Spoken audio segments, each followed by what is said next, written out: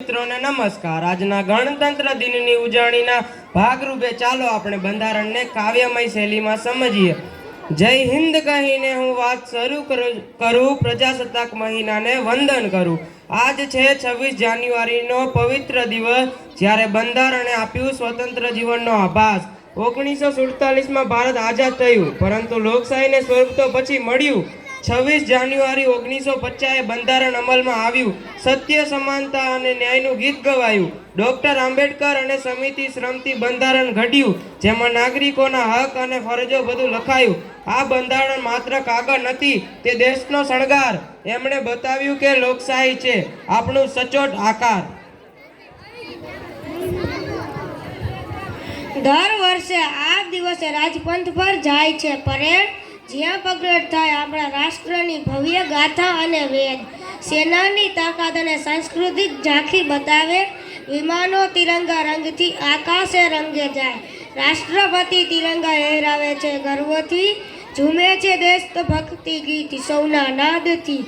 વિભિન્ન રાજ્યોની ઝાંખીઓ પરંપરા બતાવે, એકતા અને વૈવિધ્યના રંગ વિશ્વમાં લાવે। મિત્રો, આ દિવસ ફક્ત ઉજવણી માટે નથી, આ છે દિવસ દેશ માટે જીવવા, પંથ લેવા માટે ખમી। શહીદોના બલિદાનથી મળે છે આ પ્રેરણા, તેની ત્યાગગાથા માટે ક્યારેય થાય ન ભરપાઈ। આ તિરંગો જે લહેરે છે આકાશમાં, તેમાં છે લોહી, આંસુ અને સ્વપ્નની આસમાં।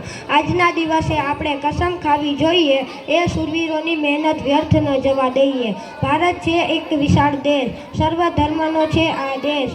અહીં રહે છે વિવિધતા સાથે એકતાનો સાથ, સમાનતા એ છે બંધારણનો મંત્ર સારો। આજના સમયમાં તેને મજબૂત કરવું કામ આપણે કરવું સારું। હક્કો છે એક આશીર્વાદ, પણ ફરજો છે તે પણ આપણું ધર્મ ખાસ। પ્રકૃતિની રક્ષા, ભ્રષ્ટાચારથી દૂર રહેવું, શિક્ષા અને સમાનતાને આગળ વધારવું।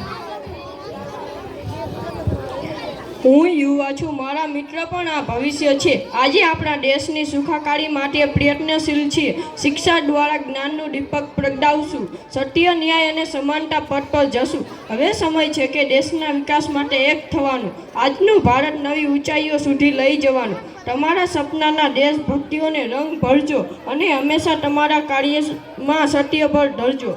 હવે હું મારી વાત પૂર્ણ કરું આ શપથ સાથે, હંમેશા ઊંચું રાખીશ તિરંગાને આ દેશ સાથે। આ પ્રજાસત્તાક દિનની કહાણી યાદ રહે, આપણા દેશના પ્રગતિના પથ પર આગળ વધીએ। જય હિન્દ, જય ભારત।